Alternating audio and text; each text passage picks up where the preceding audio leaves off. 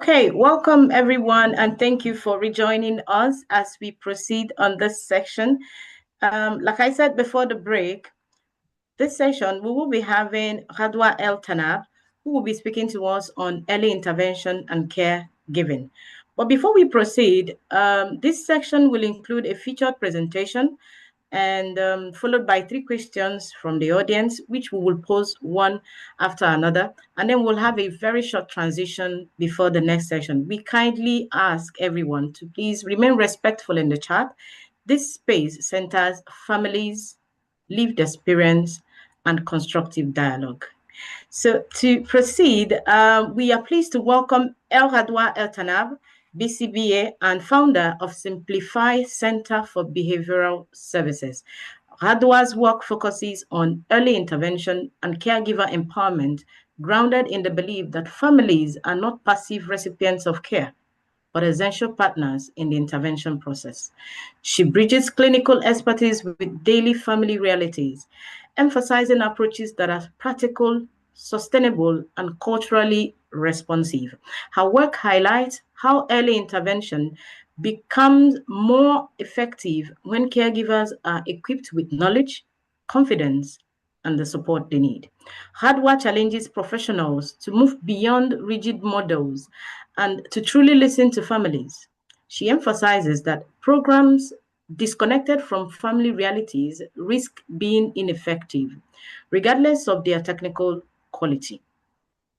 This session highlights what becomes possible when professionals and caregivers work together in partnership, built on respect, shared goals, and trust.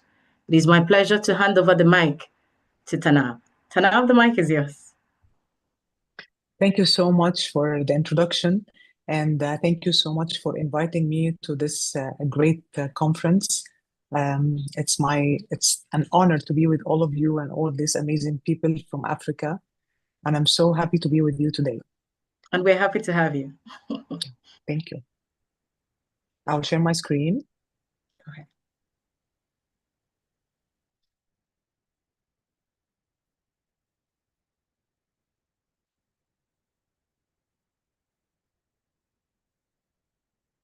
Yeah, can you see my slides?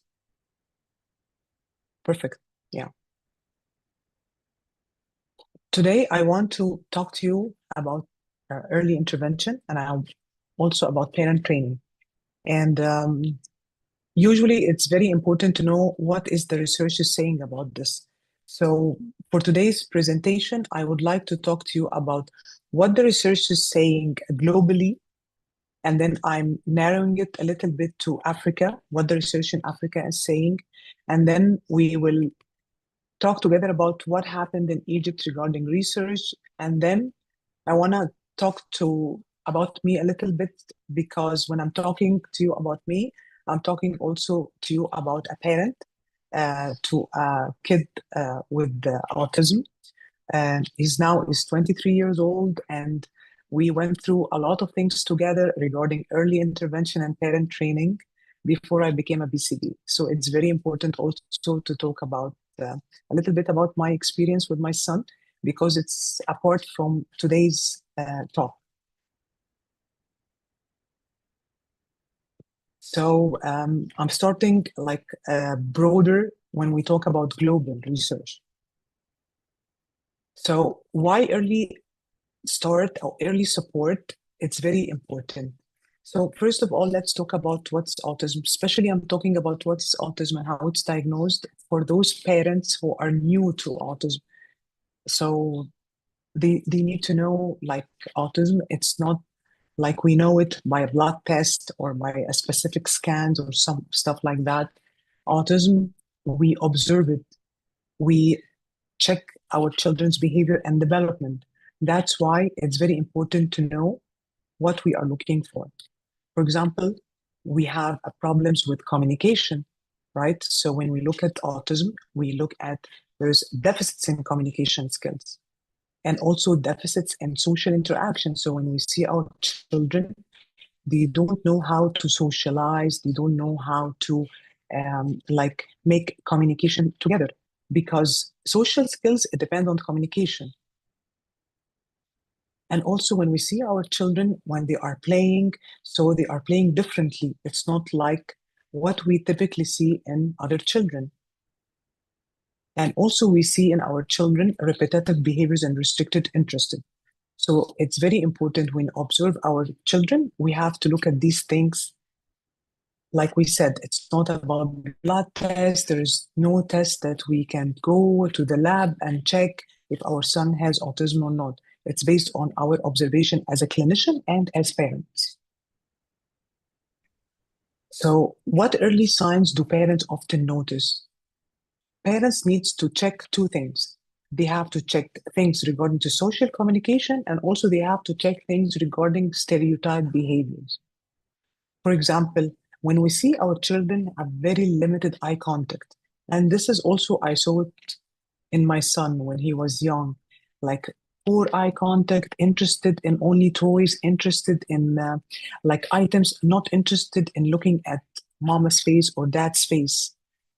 Also, like difficulty sharing attention and interest. Even when he's picking a toy when he was young, he's not taking this toy and come to me and share it with me, like as if he's telling me, Mom, look at my toy. Mom, what do you think about that? No, he just taking it and have it in his hand and just playing with it his way, of course. And also fewer gestures or like very like facial expressions, very few. For example, like when kids, they know how to point to items when they want to share attention with their parents. So they point to the airplane, they point to the tree, they point to the cat. All right. So when our kids didn't point by the age of 8 months, that seems to have a problem here. Like kids, when they want their moms to carry them up, so they do some gestures like putting their hands up together like that so mom can carry them. So when we see our kids don't do that, so this means that there is a problem, we need to look at it. Challenges with back and forth conversation and play. Yes, so when mom wants to play with her like kid, and then they want like do tickles, and they want to wait for a specific interaction from the kid as if he wants more. So mom didn't see that, mom didn't want something like that. So the kid on his own, maybe looking at the sky, maybe looking at something different, but is not making like an eye contact and share interest with mom. Even with the kids when they are speaking, some of the kids when they are speaking, we see many of the kids speaking on their own. It's not functional, it's not sharing a conversation with parents, so they may repetitively repeat some words. And also difficulty building relationships. We can see some children in school, all right, they can go to school, they can academically do very well, but they don't have friends. They have difficulty making friends, and they have difficulty maintaining relationship with others. This is regarding this social communication and language. The other part that parents needs to look at when they have like a child, okay, especially in the early ages, repetitive behaviors and restricted interest. For example, when we see repeating movement or speech, like if you see for clinician, when they see like children with autism, they might repeat the same words over and over. They might engage in vocal stimming and vocal stereotypy, and they also engage in hands flapping. When we see like children like make a hand flapping or finger flickering in front of their eyes, or moving their arms, or walking like going in lines back and forth, and moving their heads right and left. All these things are repetitive movement that maybe it could be an indication for something we need to ask and investigate more about. When we see children engage in very strong routines or distress with change, for example, they want to have like a specific route when they go, when the car, they want to go this way. If the car go another way, so they may scream, they may cry, they make problem behaviors. when they, for example, they can also show some distress in a little bit of changing when they expose to them different types of food, different types of clothes. Also, when you see them very focused in their interest, for example, you will see them watching the same YouTube video over and over and over and over. You will see them يعني watching or talking even about the same topics over and over and over. There's no a variety of changing topics. There is no a variety of changing subjects that they are talking about. Unusual reactions to sounds and textures and lights and smells.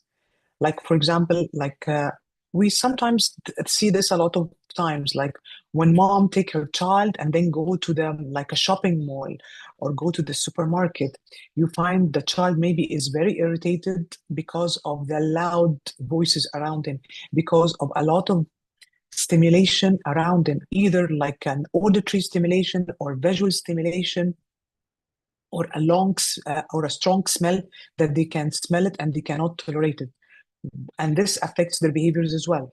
So when you all these see these things, the repetitive behaviors and restricted interest in the social communication, which is based on the DSM-5, this is our manual that we all rely on for, like clinicians rely on for diagnosis. That's where there might be a problem.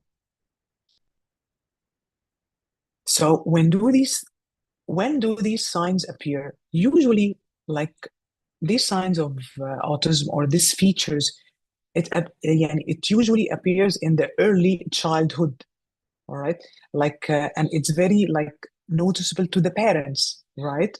Because even when the child's getting a little bit like older and older, a little bit, even by months, you will see things, it's getting growing, like features and stuff like that, getting more and more features of autism, especially when the child is in an environment have some demands. Okay, when we asking the child, like for example, like get your clothes or put on your shoes or like how like let's clean up toys or how stuff like that. When we see things like that, we might see that the child is not following instructions. Maybe the child is not understanding what we're saying, or like what's the problem? Why is not like throwing this paper in the bin? What's wrong with that? Why when I'm calling his name and saying like his name is not responding to me? All these things, it's an alarming things that we need to do more investigation about it. So, and all these markers that we talked about, it's very cited in all the autism research. So why do families face like this delay in diagnosis? Like the parents now, they are seeing some features, they are seeing some things in the early ages, and then what's next? So the parents, they want to know what they're going to do. Yeah, does my child has a diagnosis or anything? What do I need to do next? All right. So based on all the research and all these things, the parents wants to like if my child has autism, I need to have a formal diagnosis, right? Because having a formal diagnosis will help parents get the best services that they can. All right. And also they want to see a specialist. So seeing a specialist, they want to talk to the specialist, they need to know what they're going to do. Okay, also like starting early intervention program. So even if we get the parents get a diagnosis for their child, and then now what? Are we going to wait like years to have early intervention, or are we going when we're going to have our programs? This will take a lot of time, sometimes take a lot of time for parents to get a proper programming for their children. So why this delay? What's happening here? There's many factors here that's affecting it. For example, some children, when they are like in their early years, especially when they are very young, sometimes the clinician, it's so, I don't want to say so difficult, but they don't want to rush by giving a child an autism diagnosis, because of course having a diagnosis with autism, it has its own like things that we have taken care of it. So sometimes the clinician wants to observe more and more and more to see if this symptoms is gonna escalated, if these symptoms, if this is like maybe like a little bit delay in language, but maybe when he's like becoming 1.5 year or 2 years, he's going to be talking more and more.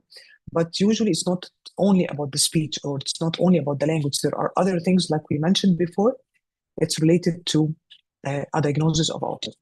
So doctors and clinicians, they don't want to rush. All right. Yeah, it's like we said, it sometimes is good, and sometimes it's not good. Sometimes it's good because they don't want to give a label to the child, and sometimes it's not good because if we wait and wait and wait, all right, this is not good for a child. Needs programming and needs to have like an intervention. So like the advice when they are saying like let's wait and see what's going on. So but waiting for how long? This is time, and this is yani, very important things for our children that we have to take care of time. All right. And also like maybe the parents will go and like they want to go to the specialist and the clinician, but they're having a waiting long uh, line to have a diagnosis or to see a clinician to check. So the long line. All right. And also the limited trained professional, especially in our countries, especially in our countries when we're talking about like Africa and countries in Africa, we have limited trained professionals. We have few, like our countries, like with millions of the people, all right, and we have autism, but these millions of people, we don't have like a lot of clinician, a lot of trained people who can train the parents to work with their children. So we are very low in resources, right? And all of these barriers that we're talking about, it's in the research, even in the global research or the African research or the research in Egypt, right? So because this is very critical, children when they are like up to 2 years old, of course, all the children will learn, even if they are like 10 years, 11 years, and 12 years, of course, they are learning. But when we're talking about when children, they are very, very young and their brain is developing, at that point in time, they need a lot of information. They need a lot of things to be trained upon so they can develop more faster. That's why we're talking about early intervention. It's extremely very, very important in the early ages for children in order to teach them skills, in order if they can catch up, they can do better and they can have a better life ahead. So why do researchers focus on parents? So there's definitely a lot of things because of that. Parents spend most of their like time when they get their babies with them, most of their time, the interaction, the parenting, they staying with them at home, all of this time. So the early part in the children's life, it's extremely important. So, and the parents spending time with them until they were able to go to nursery or go to preschool. And then after that, parents can check their like lives about work, about career, about stuff like that. So this like period of time, it's very crucial. That's why it's very important to focus our training with parents so they can work with the children about a lot of things, the routine, the everyday routine about this. So that's why it's very important to teach strategies and techniques to parents so they can work with the children in this early ages of life. Earlier studies also showed that starting intervention in like in early toddlerhood, it also improves the communication and engagement. And there's many research about that globally that's proving that when we start early with the children, their engagement and the communication skills is getting better and better. So, like when we're talking about like globally and this like randomized clinical trials from many studies all over, like years and years ago. So when they work with the children, like up to 24 months on many things, we will see what the parents say. They work with the children on their playtime. They teach them how to play because children with autism, they have difficulty also playing with the toys. I remember my son when he was like 1.5 year. he was like, instead of putting the blocks on top of each other and making a tower, I remember that he was putting them in lines. He's putting them in lines. I remember at certain point in time he was throwing toys also. This is one of the most important skills that we need to work with our children, play, because when they are young, their work is play, you know, and also like about feeding, right? So like feeding manners when they are eating, when they are yeah, like using the plates and the spoons, and how can they requesting, and how can they requesting to eat, like meal times, like everyday routine, dressing, how can we help them, like choosing what to wear, all of these things. And we can work on these skills when the children are very young, like everyday interaction, everyday routine in the child's life from morning till night. It could be an opportunity for the parents to teach their children. The most important thing is like knowing what we're going to do with our children. This will help a lot. So from all these studies that we're talking about for the early interventions and all these like clinical trials, what improved? Children whose parents were trained very well, they often showed a better social communication with their children. They are able to communicate well with them. They found that increased engagement during play. They found that the children are much more interested to play with their parents compared to when they started. They found like stronger parent-child interaction. The interaction was high. Before that, there was no interaction. Before that, they were like they have very fixated interest in things. But with the training parents, things are getting better and better, and they found that their children getting much more engaged with them. So, and also, what happens to the parents when they see that their children gets better?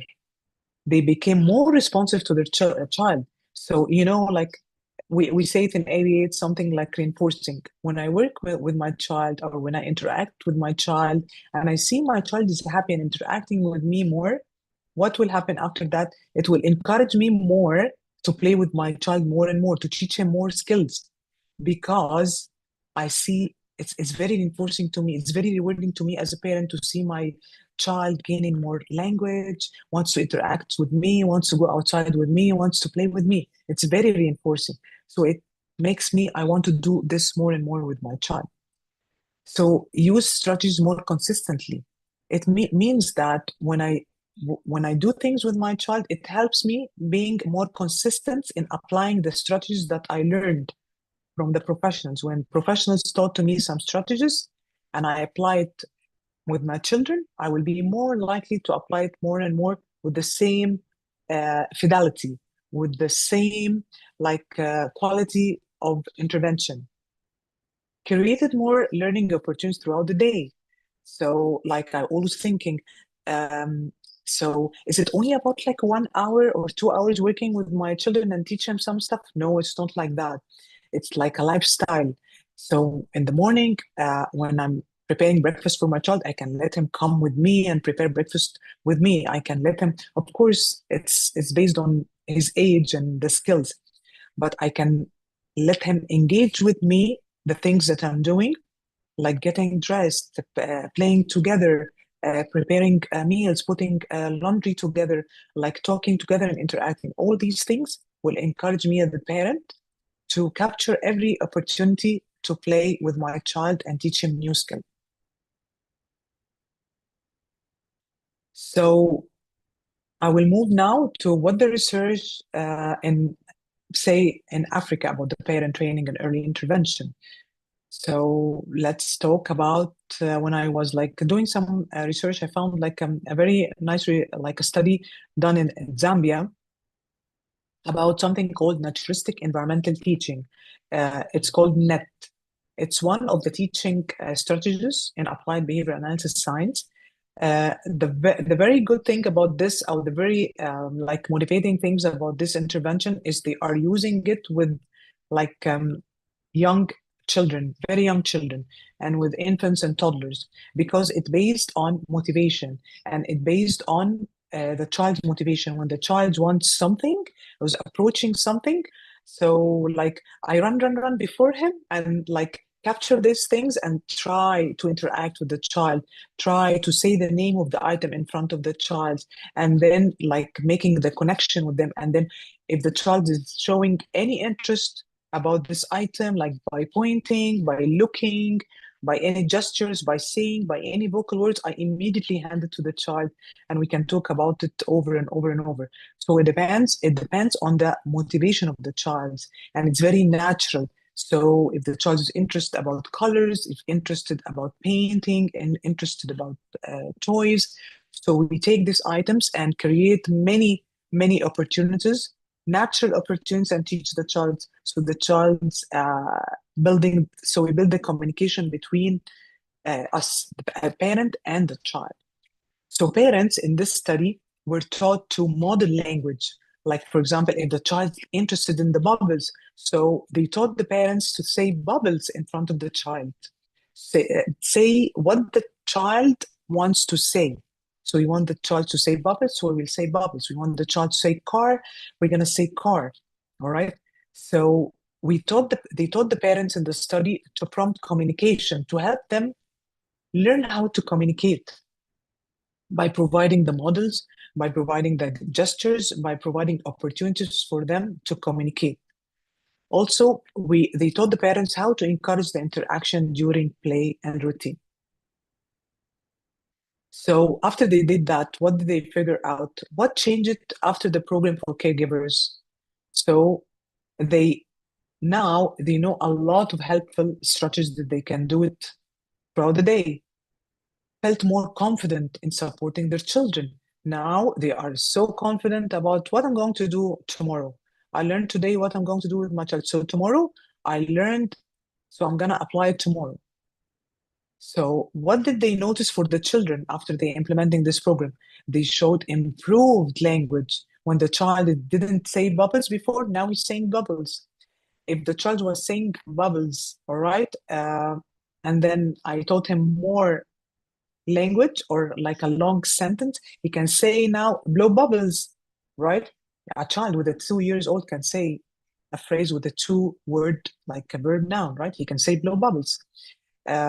So they saw an improved in language. Also, they saw an increase in pretend play. Also like a 2 years old or a 2.5 years old, like maybe like up to 4 years old, they can do a pretend play. They can get like a tea, a tea set, the cup and the spoon, then the pot, and they can make like a tea party, and then they can do like as if they're having uh, people and friends and children and kids around, and they are handing them tea and making a tea party and other types of pretend play, like for kids, for children like very young, they can do like a Superman and Spider-Man pretend play. They found that the children becomes more socially engaged with their parents. They want to play with them more and more, and they want to give them like an opportunity to interact together. Also, there was like another like research there was done about also like providing an early autism model programs to they were testing it. How about we can provide like an autism model to the parents? Okay, how can we do that? They were testing. What's the possibility of having these models?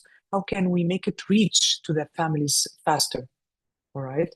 How can these programs can work in like a community with a very few specialists? Okay, we can develop a program, but how these programs can reach to the people there? What is the possibility of these programs that we can develop in groups? We can teach people, all right, and then after we teach people, these people can take the training over to other people because of many reasons that make it difficult to work directly with the children, you know. So although some of all of these trials are still ongoing, they are testing, they are doing like these studies, but the most important like thing that we have to consider is that the parents is the active partner in our child development, is the main giver. Okay, it's not only the clinician. With the clinician, also the parents. The parents is very important for the parents to like be a big part of the child's lives and teach the child so many things.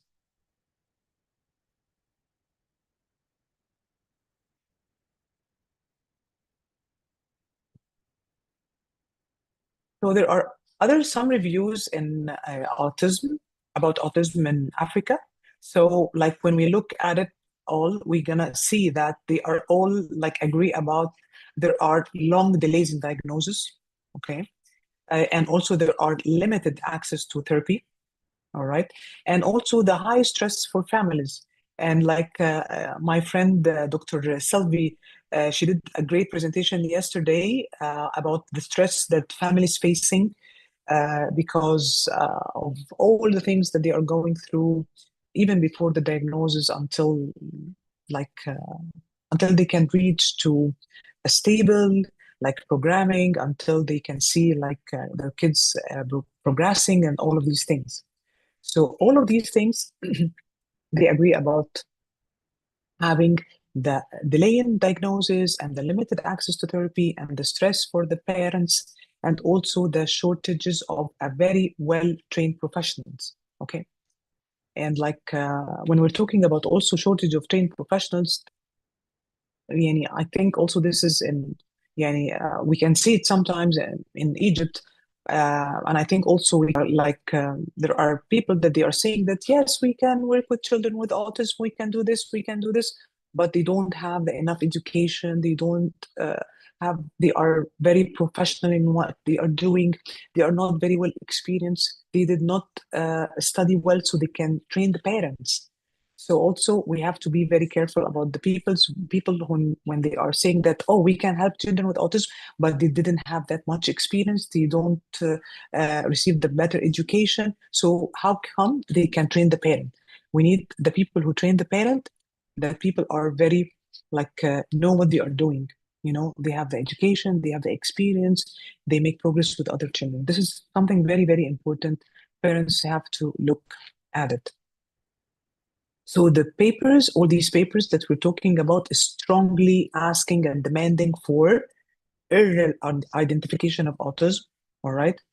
Because the earlier the better, like we know, and also low-cost community-based program, like for community that also other colleagues, they are talked yesterday about the financial things and how important it is like to train the parents because of the financial burden.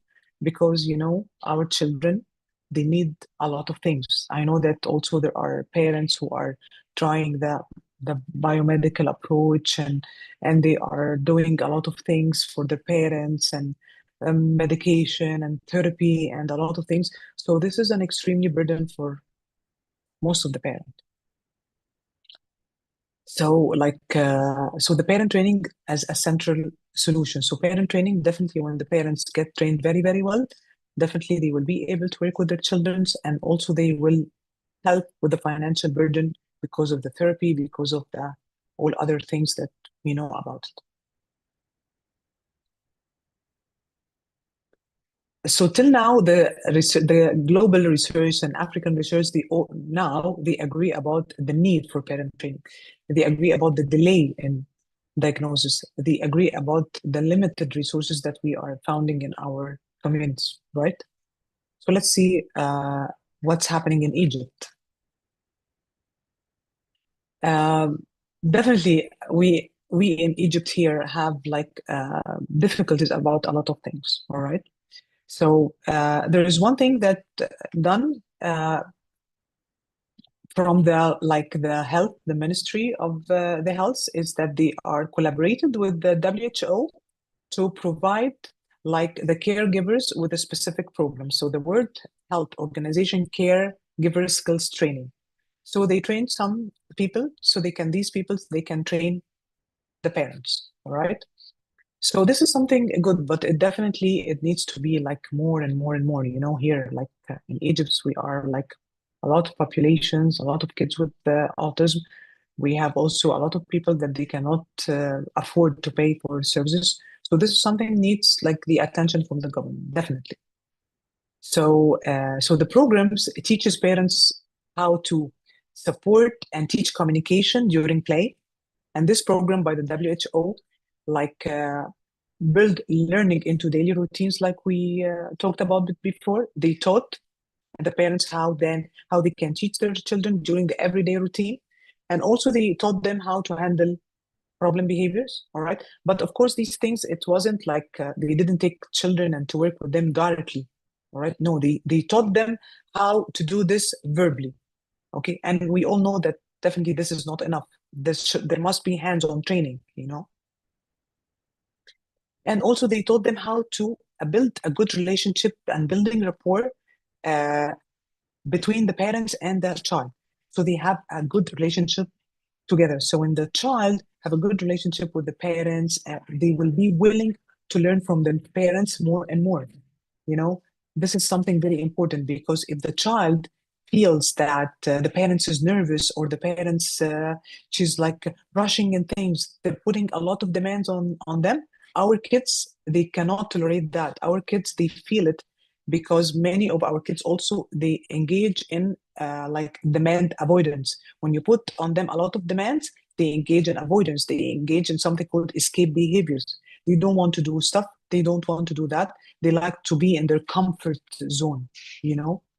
So this is something very important for parents. That's why when we provide training, it's very important to provide a proper training that tackles all of these areas. So the Egypt-based research highlights, like we talked about in Africa also, the limited services, okay, in Egypt, also the long wait for families, and also the importance of like making like a scaling between how to do like parent coaching programs. All right, we can provide the parents with programs and they can work with the children. There's also another like study in Alexandria. Alexandria is another city in Egypt. It's one of the biggest city also in Egypt after Cairo. Cairo is the capital. So this study that was done regarding parent training also, they provided some program. The program, it included a psychoeducation about autism and behavior. They teach parents, and also they give them parent training and how to interact with their children and some behavior strategies. And also they give them like cognitive behavior therapy, like a CBT uh, for the parents and for some children. So they all delivered in group sessions tailored to caregivers. So they give them this tools so they can take it to their children, you know. So after the parents received this training, all right, families reported that their children showed like fewer behavior problems. The behavior problems is decreased if the child is engaging in aggressive behaviors or self-injurious behaviors, or like non-compliance and tantruming and throwing themselves on the floors. They found that this is becomes less. And also they found that their children becomes better in daily functioning skills. If they were refusing to brush their teeth, now they were able to brush their teeth. If they're refusing to get dressed and undressed, now they are better in getting dressed and undressed. And also the family reported that the parents themselves, it helps with reducing the stress and anxiety that they were facing together. You know, I want also to say something about stress and anxiety for the parents. Definitely, there's a lot of things that parents can do for themselves and to help themselves. And like my friend were saying yesterday about the ACT therapy and stuff like that, it was an amazing like presentations and advices to the parents. Also, when parents see progress in our and their children's, the stress will reduce, you know, because a very big part of our stress is like seeing our children engage in problem behaviors, seeing our children that when we teach them a specific way, they are not learning this way. So we have to figure out what's the better way to teach our children. When they learn this and they get the skill, our stress will be minimized, our anxiety will be minimized. So that's why I am highlighting the importance of parent training, because this will help the parent also in any other aspects in their lives as well. They will become more confident, right? So before, parents cannot take the child going outside. Parents cannot go to birthday party. Parents cannot engage making their child do some when they go some training, playing swimming lessons or going gymnastics. Okay, no, they cannot take their children before and making stuff like that. But now, and after working and after the child's gaining some skills, they were able to take their children outside. They were able to take their children to training and expose them to the community, right? And families reported that now they can understand better about autism. They know much more about autism. Before, it wasn't. Okay. But of course, I want also to highlight something. This is just like for a very, very small, people or like a caregivers in Egypt, Cairo, and Alexandria. But there's also a lot of people and a lot of parents here in our country. They need to learn more about autism. They need to know that not every single behavior we need to eliminate for our children. It's not like that. We are teaching our children to live an independent life as much as they can, if they can. We are teaching our children adaptive skills. We are teaching our children better communication and language, but to the maximum that they can reach. We are teaching, but we're not targeting to eliminate every single behaviors in life. So this is something very important because there's a lot of things that parents don't understand about it when they're saying like, my child is laughing without no reason. Why? I need to stop that behaviors. My child is like moving his hands a little bit and fingers in front of it. I want to eliminate that behaviors. No, it's not like that. As long as the child is doing what he is asking to do from him, for example, in nursery, in preschool, in therapy, at home. But when we have his own time and he's doing in his own time behaviors that feels good for him without hurting himself, without hurting other people, so let it be. He's releasing stress. He's enjoying what he's doing without hurting anyone else. So we have to really consider that. We have to really consider that he's a human being. He has his preferences. He has his own needs. Uh, Before I summarize things, I just want to talk. I just want to tell people who don't know me. I want to know who am I. I want to talk a little bit about my son, and then I will summarize all. I summarize it all together. Right. Um, my son Omar, he is diagnosed with autism when he was 2 years old. This is Omar, if you can see him. This is Omar having his own textbook. Uh, we started teaching him using sign language back then. And then after that, we moved to the picture exchange communication system because he was nonverbal. And then I learned about ABA and I learned about a lot of things so I can teach my son. So I focused on the early intervention. I was giving my son like 8 hours daily of like therapy when we started here in Egypt when he was 2 years old. And then I traveled and learned a lot of things in Florida, in USA, when he was 4 years old. And I give him also more intensive therapy. I started the intensive therapy when he's 1.5 years old, maybe until he was like 8 or 9 years old. I continued giving intensive therapy at home, in the centers, in the community. So I worked with him so much so because he was like nonverbal, he has a speech apraxia, he was engaging in like stereotype behaviors, like minor behavior problems, not major problems. So that's why I'm highlighting the parent training, I'm highlighting the early intervention. And then after that, I started to study to help my son. I was thinking about how about to study more so I can help him more based on education. Yes, I see in Egypt they are teaching him. When I travel to the USA, I see the programs, but I wanted to learn more about the education part. So I registered in the Florida Institute of Technology and I took my courses. I'm sorry about that. And then I took my courses. I'm gonna go over it briefly because of our time. And I became a BCABA, Board Certified Assistant Behavior Analyst. I was the first certified in Egypt by that time in February 2016. And after that, I decided to go for the master's degree. I studied applied behavior analysis on the master's level from the Sage College in New York. And then I completed my BCBA exam and became board certified behavior analyst in 2019. And that's where we are celebrating. And then when they started doing Dr. Michael Muller and doing the IBAO organization, I'm representing Egypt. I'm in the professional advisory board that's representing Egypt. I'm also the Egyptian ambassador for the World Behavior Analysis Day organization. And finally, in 2021, I decided to open my own center, which is called Simplify for Behavior Services. I just wanted just to give you a brief who am I and what did I do with my son. And now my son is 23 years old. And by the way, I want to tell you something. My son himself is spreading awareness and acceptance on autism with his sister.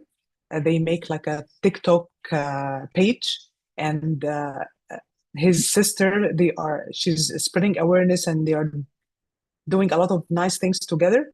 And they became viral in Egypt, and they won the TikTok award, the Golden Award, with MENA in the Middle East this last month.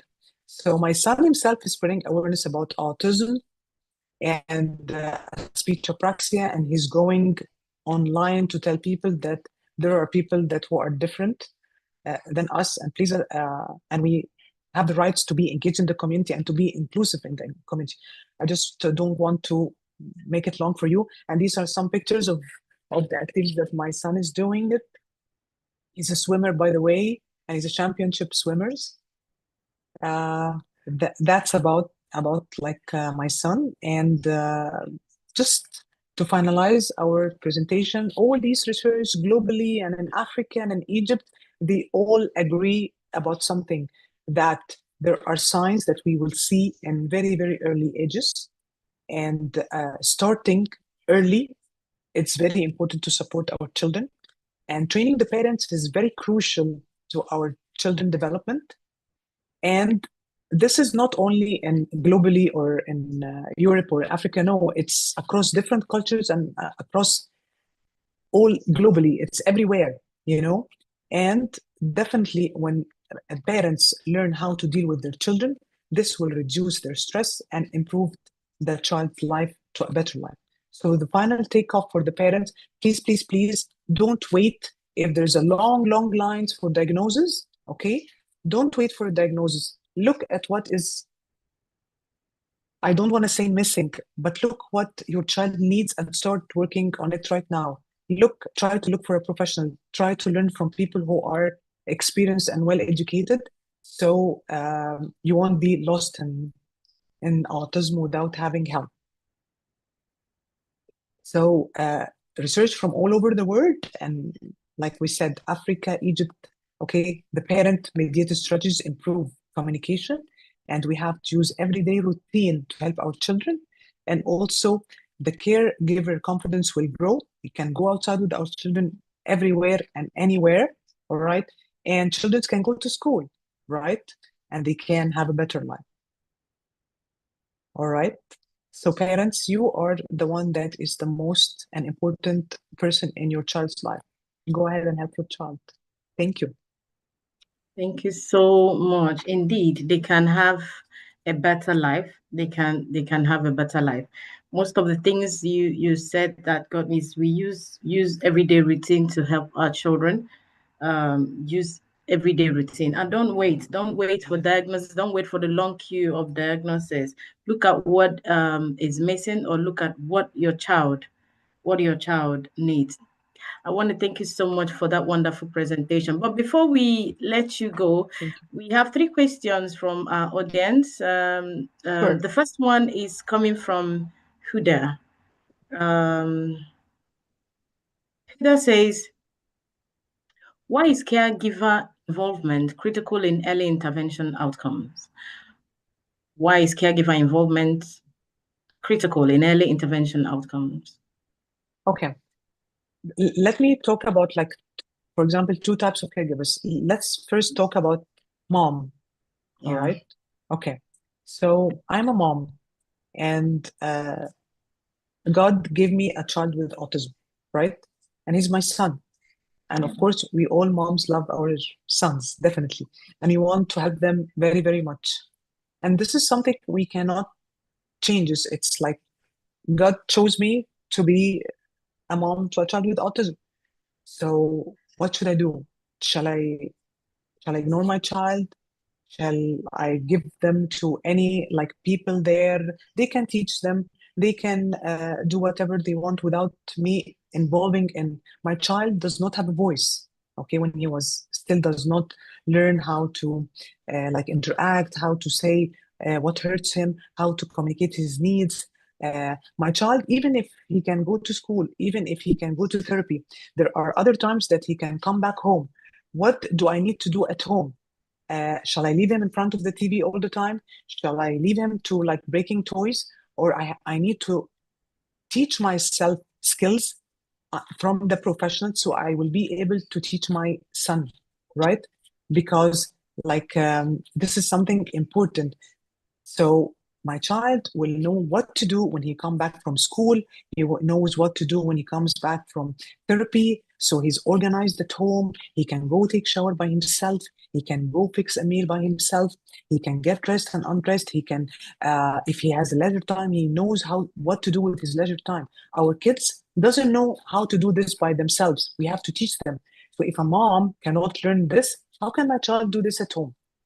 You know, so this is for as a mom. Other caregivers, for example, like siblings, and if we're saying siblings and dad and grandparents, okay, this is also very important because our kids, they have difficulty generalizing what they are learning.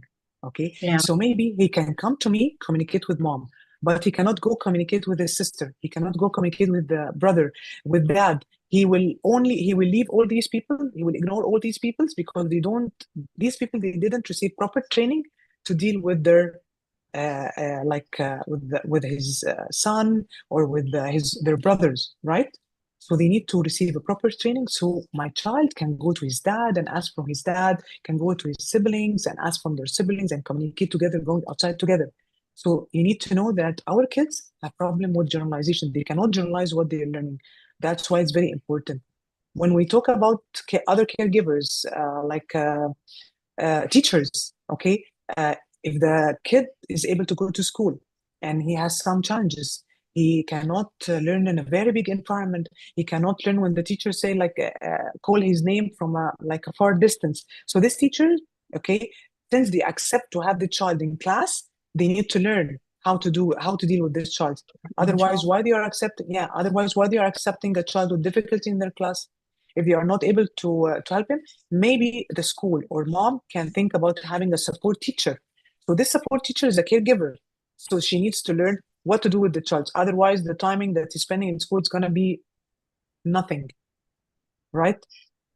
I hope So, I answered your of course, question. of course. Yeah, So, the yeah. the emphasis here is getting the education that we all need as caregivers to meet the need of the child. Basically, the next person is Emeka. Emeka says, "What happens when intervention programs ignore family realities?" Yeah, that's a very important question. So I will tell you something, for example, that I do, okay? And this is something for all the parents. When I sit with the parents first time and I ask some questions, and then one of the things that I always ask the parents, okay, why you're coming to me? You know, why, what do you want us to work with your child on? What are the priorities? Okay. Yeah, we know that the child, for example, he's 4 or 5 years old and he's like still like needs to work on a lot of things, like very low profile, doesn't know how to communicate and stuff like that. But what are the parents' priorities? What do you want us to work on? You know, so from here, we like the professional and the parents come along together and participating together in putting the best program for the child. So it's very important for the parents to have a say in we what programs it's going to be added to our children, you know?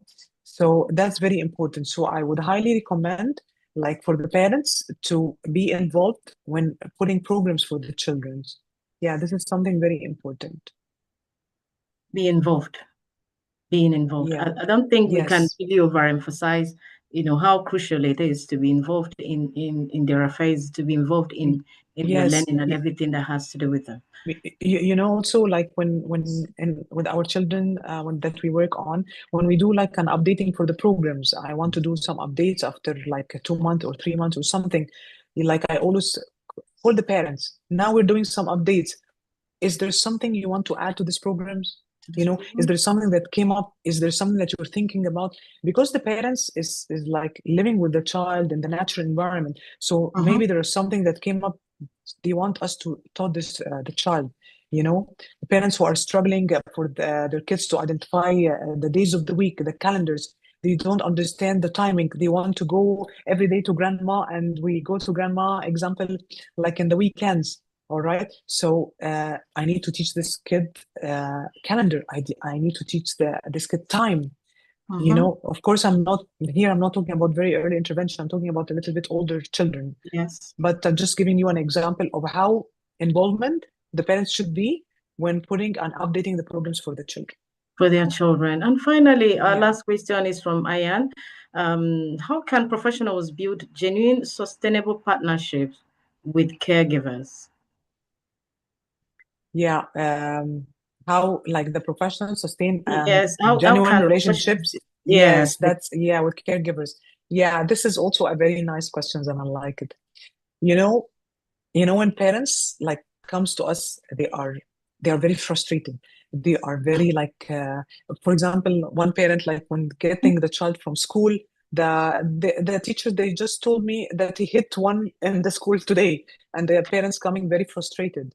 So what do we, as a professional, our reaction to the parents when she's coming frustrated after she heard the teacher told her that your son hit another kid in school?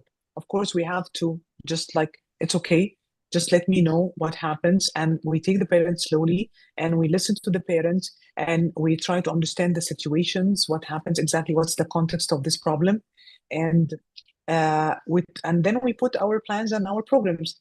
What I'm trying to say from this is that the more we understand the parents and we acknowledge the parents' feelings, and we show compassionate, and we show with the parents that we understand their feelings and what happens, the more the relationship between the profession and the caregivers will become uh, better and better in their communication, because they will feel that we feel them. Yeah. We feel their struggles, we feel their everyday struggles. So we cannot blame the parents. We cannot say, because of you did that, because I taught you how to do toilet training, and at home you didn't do it well. No, it's not like that. It's about, did we train the parents well? Mhm. And also, if we want even to talk to the parents, we can ask the parents, did you have an opportunity to do it at home? Do you need an extra help at home? Do you need an extra help in school? So as long as the parents is asking for our help and our training, okay, we can make sure that they are receiving the best training so they can help their children. It has been an amazing time having you here, share your Thank you. experience and share your wealth of knowledge with us. We don't take your time for granted. Thank you so much for coming on the program. We will now transition to the next speaker who would be talking to us about research under representation and data gaps. So thank you so much for being here tonight. Thank you so much. It was my pleasure to being with all of you. All Yes. right, I'll Thank see you. you all Thank you for soon. the effort and everything. Thank you. Bye bye. Bye. Bye. Okay, moving forward, we will move without any break because our next presenter is ready. That is Lisa Ozowara. We are pleased to welcome her. She is the founder of Agape Consulting, working across South Africa and Nigeria. Lisa draws attention to a critical but often overlooked issue: the underrepresentation of African context, voices, and experiences in autism research and data. Despite Africa's immense diversity, many realities remain absent from the evidence base that informs policy, funding decisions, and program design. This absence has real consequences, shaping priorities, excluding families, and limiting the relevance of proposed solutions. Lisa challenges us to ask difficult but necessary questions. Who is represented in the research? Who is missing? And what does the silence cost African families? Her work advocates for African-led research that reflects local context, values lived experience, and produce data that can drive equitable policy and systemic change. This closing section calls for knowledge production that serves African realities and amplifies African voices. It is my honor to welcome you, Lucia Ozawara. Thank you for joining us on the program. Thank you for having me. This is such an exciting opportunity, and I'm glad to be here. And it's been exciting seeing all the different presenters as well. And just I'm learning a little bit more about different things going on. So I do have a PowerPoint. I'm going to share my screen. Um, that way everyone can like kind of go along. So yes, so thank you again for having me. I'm going to give you guys some background about who I am, because that way you're not like, hey, who's this person talking to us about Africa? Um, I have been working with children since 1999. I went to school, I was going to be an elementary teacher. And during my master's work, I got introduced to children with disabilities, and that was kind of my passion. I started looking into inclusion in the state of California for those with disabilities and found like it really wasn't a thing. So I started working really hard on some different things and then got dove into the world of ABA and autism in 2010 and have been a BCBA since 2017. And along my journey, I am married to a wonderful man who is from Nigeria. His parents were born and raised there. So during all of this stuff, his brother is also a neuropsych. We got to learn that one of our cousins in Africa, in Nigeria, presents with autism, and her mother is a teacher, owns her own school, and is like, I don't know what to do. And then we found out she was hiding her from my mother-in-law.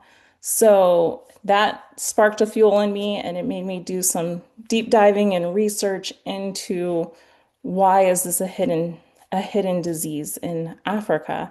And so that's what I want to talk to you guys about today is, what is going on and how do we change this narrative of hiding children?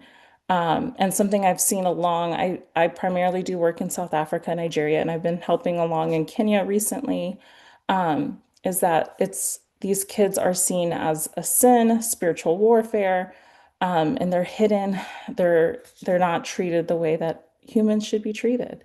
So that is what I see across the board. And so my mission is to change that narrative and teach teachers and parents that these children are they're children of God and they belong here. They were given to these families, and now we just need to equip the families and the community on how to work with these kids, and kind of go from there.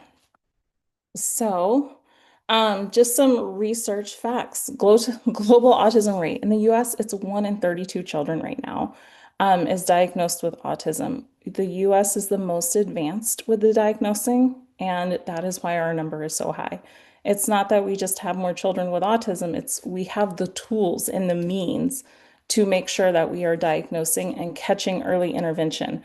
The last presentation was on early intervention. That's a huge piece of where I love too, is when you are trying to diagnose early so we can get the tools that are needed.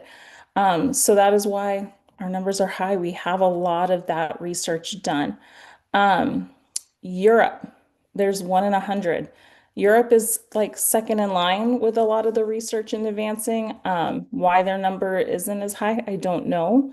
Um, and so that's stuff. Worldwide, the WHO, the World Health Organization, says 1 in 127 people have autism. And then in Africa, there's no numbers, there's no research. It's guesstimates. Everything is an estimate. It's estimated that 2% of the African population may have autism. So that doesn't give us a lot of information. We've recently, in the last couple years, have been able to start seeing different organizations pop up in Africa, and we're starting to get more diagnostic done and more testing done, which is great, but we still don't have hard numbers to let us know what is the actual rate in Africa. Funding for research, the US has over $50 million given in government, mostly government and private funding to do research in autism. They're still trying to figure out what's causing autism, what the best interventions for autism are, and everything like that. London has 100 million, and that's a lot of money. That's a lot of money.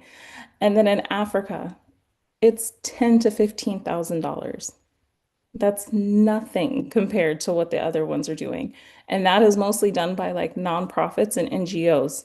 So those are nonprofit companies coming in and trying to do the research, trying to work along universities that may be within these countries and helping them with that stuff. So there's not a lot out there. For instance, in South Africa, there's the University of Cape Town. So it's called the CARA, the Center for Autism. They do research, but it's in Cape Town and it's only being done in high income areas of South Africa. That's not going to give us great numbers. Um, so yeah. So just current research, South Africa, diagnosing is available, but access is unequal.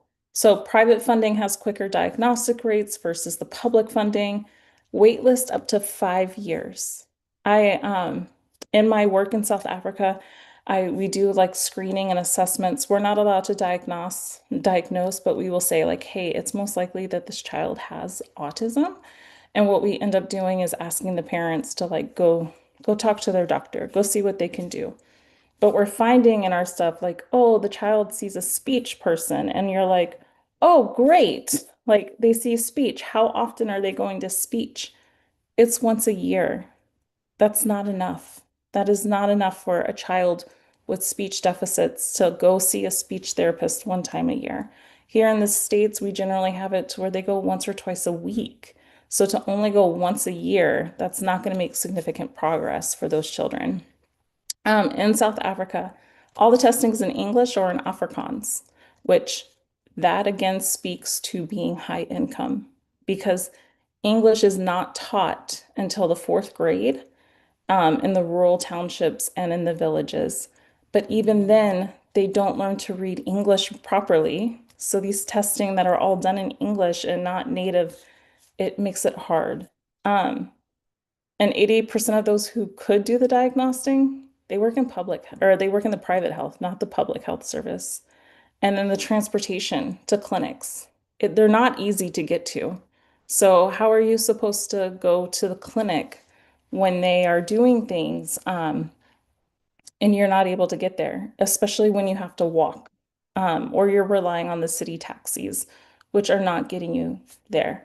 I will say from personal experience, I did get to see both the private funded and the public funding of hospitals in South Africa, and it was night and day, completely night and day. We had an employee one time we went, she ended up getting like an eye infection, and we were treated with respect. We were in and out.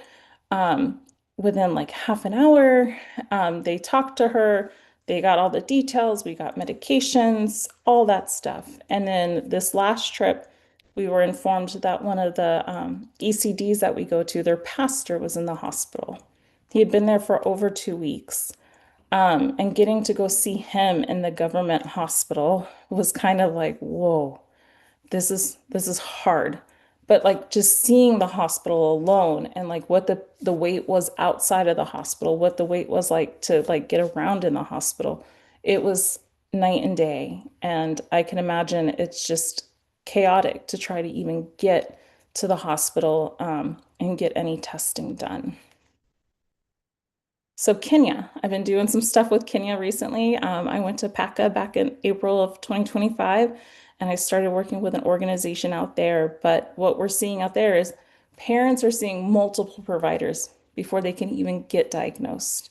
And then when they are getting diagnosed, it's like 7 to 9 years old. So when you have a child who has severe autism, that's late. That is really late.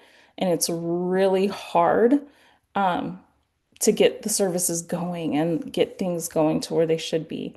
Um, and so again, it's limited access, limited awareness, the stigma, it's impacting those being seen by doctors. So, like we said, all of these countries, it's stigma. There's so much cultural stigma around having a disability and what did you do wrong to have a child with a disability. Um, and then the whole going to multiple providers, that's exhausting as well. So if you have to go from one doctor to the next, to the next, to the next, before you even get told what's possibly wrong with your child, that is that is draining. Um, so yeah, and then in Nigeria, there's no statistics there as well. It is not the only African country impacted by spiritual stigma, but children are seen by the witch doctors. Um, it is the highest than any other country in Africa. Families delay asking for help, children are hidden, and there's lack of trained clinicians. That's exactly like what we've been talking about. You don't have enough people who are able to go through this and help um, identify something's wrong. So it took me coming in to visit family in Nigeria and see my cousin, my husband's cousin, to be like, yeah, she most likely has autism. Here are some ways I can help you guys. Um, but they would have never gotten that help if it wasn't for me. So we want to we want to keep making sure we're doing the research. I will say a lot of my stuff, a lot of the research we're finding, it's high income. So if you're in a high income area in Africa, you are more likely going to be participating in research. The research, though, is limited to those high income. And unfortunately, like in areas like South Africa, the high income are not they're white. They're not colored. So it's not showing the true numbers of how many Africans are truly impacted by autism. So, policies in place. There are policies. Who's enforcing these policies? Um, or how do you enforce these policies in the rural areas? So Kenya has an autism bill right now that they just like voted on like November of last year. It's to help with early screening, promoting inclusion and awareness, which is great. It's needed. That kind of stuff is needed.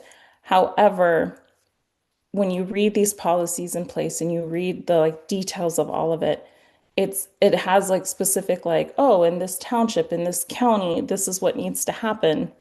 But it doesn't solve the problem of, well, what do you do when people don't have transportation? What do you do when the nearest clinic is like 15 miles? What do you do when the families don't speak the language of the assessments? What do you do when there's not enough doctors? So that is the biggest thing in place too. You can have all of these policies, but if you don't have the doctors, the people who can do the diagnosing and the testing, the policies, they don't make sense. It's good to have them. It's good to have like, let's be prepared. Let's start doing awareness. Let's start doing inclusion. I love seeing how many countries are trying to participate and light it up for Autism Day in April, and seeing that like Africa like wants to light it blue. Like every country wants to be represented, which is amazing because 5 years ago that was like unheard of. And so these policies in place, they're great. However, we need to make sure that we have the people in place. Same thing with South Africa. They have the education white paper, which it essentially gives policies on how to promote inclusion and awareness, but it doesn't say that they have to provide the inclusion and awareness. And again, it goes into education. So something I've gotten to see in South Africa specifically is I've gotten to go to a couple government schools that are specifically for children with disabilities. Whereas the government schools for children without disabilities are 100% funded by the government. And then you get to these schools for disabilities, and they're only 10% funded by the government. Parents have to pay school fees, parents have to pay uniform fees. And when these kids are at these schools, they're separated from peers. So, like, they're with peers who are like them, but they're not getting to see typical peers. So, they're not getting to be included into normal day-to-day life with who they may encounter when they're in public. Um, so it's good to see those schools have, and like when I see those schools, they are amazing. But again, they're in like Johannesburg, they're in the Pretoria area, they're in the main cities where kids that I go help are an hour, hour and a half away from that main city by taxi. And who's paying for the taxis? Who's paying to get these kids to these schools? We have several kids that we've been working with in South Africa where their parents have been on wait list for at least 2 or 3 years just to get them assessed to get into a school with special needs. And the crazy part is in South Africa, this is one of their basic human rights. The child has the basic right to go to school from the ages of, I believe it's like 7 to 17, is what are in place for human rights. So the fact that there are these human right laws that these kids have to go to school or they deserve to go to school, but then nobody's enforcing them. Um, and then Nigeria also has a Disability Act that came out in 2018 that says you can't discriminate against a person with a disability.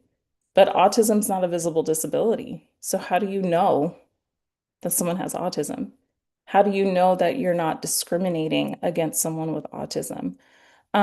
So that's what also makes it hard. And I'm hoping in other sessions, like they talked about that, like there are a lot of kids out there that I work with who are going to live a normal life, as normal as it can be, but they still have some challenges. Um, and so how do you know if you're discriminating against someone when you can't tell that they visibly have a disability? So that's more of the awareness and the education and going into things like that. Um, and so that's kind of like where my heart is like, yes, we have these policies, but we need to be training. We need to be training caregivers. We need to be training teachers. We need to be training pastors. One of my things in South Africa is I want to train the pastors because they have such a huge connection with their community. So if the pastors are more aware of what's going on in their community, and they have the trust of those within their community, it makes it so much easier for them to say, hey, I think this might be something going on with your child. And then having the parents seek help and seeking that stuff. So it's education needs to be done, awareness needs to be done. And yes, having these policies in place is great, but we need more providers. And there's not a lot of schools out there. There's not a lot of training out there. Um, that's getting people into this field. They're not learning about how to work with children with autism. So that's the big change we need to see happen is more providers that are BCBAs or IBAs getting out there and training and producing new BCBAs and new IBAs who are doing quality work. Because that's something we always preach is quality, compassionate work. Um, and going from there with that. Autism is not rare in Africa. It's just less researched, less identified, and less resourced. So no data, no policies, no services, no research. So what are we supposed to do with that? That's a common thing I get asked all the time is like, well, why is autism here? How do we know? Or it's not as bad as it is in the US, but there's no data. There's no data and there's no research.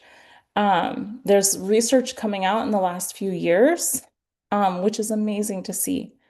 But again, it's that awareness and knowing, so that parents can volunteer to be part of this research, so that teachers can volunteer to be part of this research to say, like, hey, we're ready to make a difference. We want to make sure we're training and we're educating and that we are providing this stuff for them. Um, and so yeah, so it's not rare. There's a lot more we need to do out there. And then the consequences of not having these resources. Children don't go to school. Parents are embarrassed. Parents think that their child shouldn't be going to school. On the other side, I've seen teachers who tell parents their kid can't come to school because they're naughty. And it's not that they're naughty. It's they have a disability and they learn differently and they need to be taught differently. Um, Parents not understanding the behavioral aspect and the communication challenges. Um, so the child can't communicate. Behavior is a form of communication. So even if the child can communicate, but they can't get their point across, they're still going to have behaviors. And those behaviors become, why is my kid naughty? Um, and unfortunately, we see it a lot is that parents will resort to spanking. And when your child has a disability, that's not going to be effective. Um, and then you have teachers, they're just undertrained. They don't know what to do. That's a lot of, now that we're educating teachers, we've been in services for 2 years with South Africa. And now we have teachers asking even bolder questions of like, how do I know it's not trauma? How do I know this child's not being beaten at home versus this is autism? So the fact that they're thinking like that of like, how do I know the difference? Is like mind blowing to me that they are like every time we go, they're eager to learn. They're eager to be like, I want to help these kids. How do I make sure they get the best resources possible? And then the unfortunate part with that is once they leave that school, they're now going to the public schools and they have teachers who are not trained. They go from having teachers who have been trained to teachers who are not trained. So that's a narrative we got to change too. We got to get into the schools and we got to get training done for them. Um, just to make sure everyone's aware. So now what are we doing? What responsibility do global researchers, clinicians, and policy makers have to ensure autism research is inclusive? We need to be out in the rural areas. We need to be out in the townships. We need to be out in the village. We need to be making the impacts there. If we're in a major city, that's not going to make the impact. Um, a lot of these parents don't have access to the things that they do if they were in the city. In the areas that I'm working in South Africa, it's the go-go's, the grandmas. The grandmas have 8 grandkids that they're taking care of while the mom and dad go to work.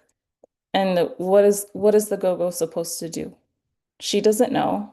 She doesn't know what's going on because she's older, and in her time, she may never have had an experience with a child with a disability. So we need to be pushing for the awareness and the acceptance, but we also need to start training. We need to find people to train who want to start working with kids with autism so that we can start shifting minds and that we can start shifting the inclusion piece of like it's no longer you have to live in the main city to get services. It's you can live out in the village, you can live out in the townships, and you can still get the services that you're entitled to because of all of these policies in place that say you are supposed to get these services. So we need to keep pushing for that. And we need to push the government in some areas to get out to those villages and to get to the townships because that's not fair if they're like, oh, yeah, we're doing it, but only if you live in the main city. Those people in charge, the ministries of education, the government people, they need to go to the villages where they probably were born and raised and into the townships, and they need to get the help there. They need to bring people there to help get the diagnostic done. Once the diagnosing is done, it gives these parents access to other things. It in the village, it's not as easily accessible, but it at least gives them an understanding of what they can do and what they know is going on with their child, their grandchild, and then how to find the resources from there. That's where we're hoping to help with like little NGOs that we're working with of giving them a list of resources. Um, and unfortunately, like in Africa, so here in the United States, most of these services are covered under health insurances. And what I'm seeing in South Africa alone and Nigeria, it's not covered. These parents are expected to pay out of pocket, and they're expected to pay probably what they make in a month. And that's not equal access either. So we need to find ways to help these parents get services and start changing this shift and get the resources they need into the schools, into the government, and give it to them for reduced costs so that their child can survive and not be hidden and not be a burden to the village because the villages are raising the children there. And so we need to make sure that we're doing all we can to ensure that this research is not limited to location or your economic status. You should be getting services regardless of who you are. And so that's the push we need. That's the push we need. So we need more training within the countries. We need more training with teachers, more training with government policymakers, and just making sure that they understand what we need to do. So yeah. So questions. I know I talk fast, so I went a little quicker than I thought I would. Well, you're right on time. Well, thank you so much for wonderful presentation. It's been an amazing time having you here. Well, before we let you go, we have some questions for you from our viewers who are joining us from all over Africa and the globe. So first one is coming from Tabo. Tabo says, why does representation in autism research truly matter?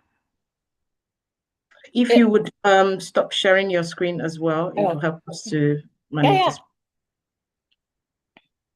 Okay, Okay. choose.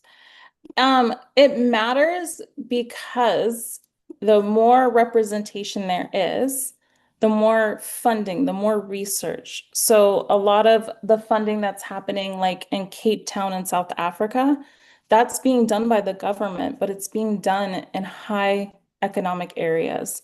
So it does matter who's being represented because if only the rich are being represented, that doesn't give a whole picture. And then also, not only that we need those numbers or that representation, but we need to help the ones who are in the village and in the townships because they matter too. So just because they don't have the money that the other ones do, they matter and they need to get the same access to services that the kids in the rich areas are getting. Because that's the biggest difference we need to make is making sure that everyone has equal access. Okay. It's important that everyone has equal access, irrespective of where they live or what they can afford. And I think this is one thing that is scarce because of lack of data and so many other things that we struggle with as Africans. Moving to the next question from Rehama. Rehama says, what risk arise when data excludes African realities? Say that again. What risk arise when data excludes African realities? It goes back to that not getting the services, not getting um, what is needed and what's deserved. So if we don't include Africa in the data, then everyone's going to think, oh, Africa's fine. They're good. They don't need help. Uh-huh. But they do. They need some help with the research and the education and the awareness. And it's coming. And it would be so great to see when the data is representing Africa, how far Africa has come with the research and the education and how great they are doing with their children. Someone had just sat down and told me that like Africa is going to have the biggest population of 17 to 26-year-olds and by 2030. Imagine if that in the world, not just Africa, the world. So imagine if that population is educated on autism and awareness and making sure that their brothers and sisters and cousins have access to autism research. Wow. And finally, from Nelson. Nelson is asking, how can African-led research influence policy and funding decisions? I know here in the States, Mhm. when the research is done, they show that like, oh, we need to do more research and the funding is easier to get for those things. I know in Africa, that's things we have to start looking at is that the numbers aren't showing it. So we need to convince, or we need to let the government know it's here. So how do Uh-huh. we convince the government to do the funding versus the funding from private people? Whereas here in the States, a lot of it is government funded. They want to know what's working for autism, how to work with children with autism. They sometimes want to find a cure. We're not sure if there is a cure yet, but they're still trying to identify what's causing it. And so putting Africa into that category too, if we're able to identify maybe it's something in our environment, then what's in the African environment that could be causing it? But is it genetics?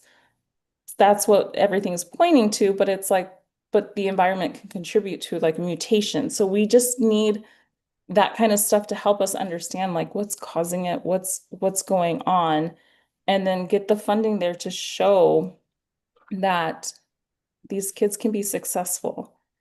Here in the States, we have a lot of programs that are funded where kids get to go to work.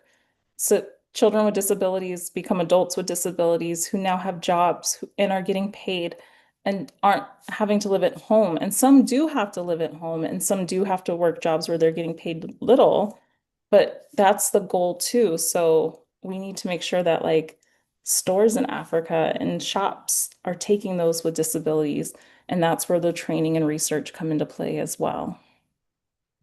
Okay, just being curious, I know that we could talk about cure, and definitely there's nothing, nobody has been able. Is there anything that exists in the United States? For a cure, no, no. Yeah, Okay. they're still trying to research what's causing it. So there's just a lot pointing to genetics. And then is there something within our environment that's alternating our genetics? We don't know. Oh, thank you. It's been an amazing time having you on the program, Lisa.